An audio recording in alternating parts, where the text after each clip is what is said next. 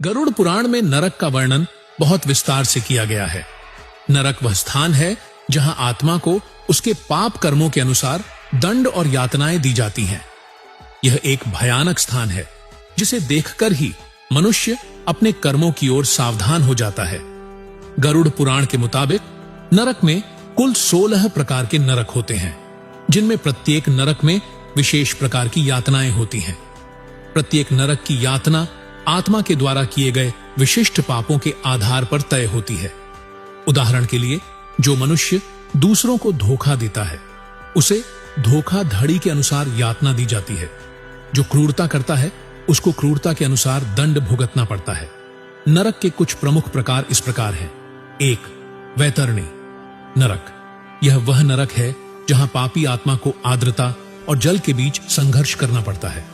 यहां आत्मा को जल में डूबना पड़ता है और उसकी पीड़ा अनंत होती है। 2. कपूरध्वज नरक। इस नरक में अत्यंत गर्म जल की नदियां बहती हैं और आत्मा को उनमें डुबोया जाता है, जिससे अत्यंत पीड़ा होती है। 3. ताड़ाना नरक। यहां आत्मा को कांटों और कुप्रसिद्ध पौधों के बीच फंसाया जाता है, जहां दर्दनाक यातनाएं दी जाती हैं। 4. काल्वनिक नरक। यह नरक अत्यंत भयंकर अग्नि से भरा होता है, जिसमें आत्मा को बार बार जलाया जाता है।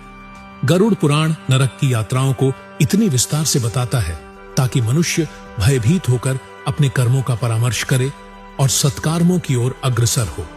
नरक की यातनाओं का उद्देश्य केवल दंड देना नहीं, बल्कि आत्मा को सुधारना, प्रायश्चित कराना और पुनर्जन्म के लिए तैयार करना भी है।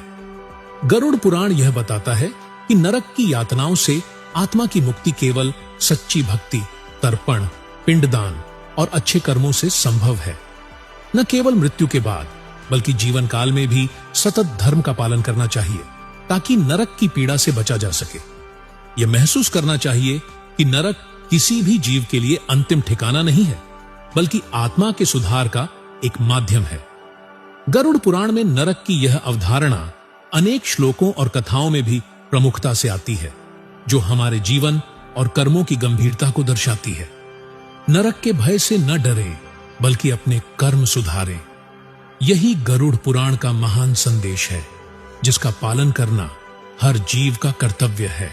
वीडियो पसंद आए तो लाइक और शेयर जरूर करें। धन्यवाद।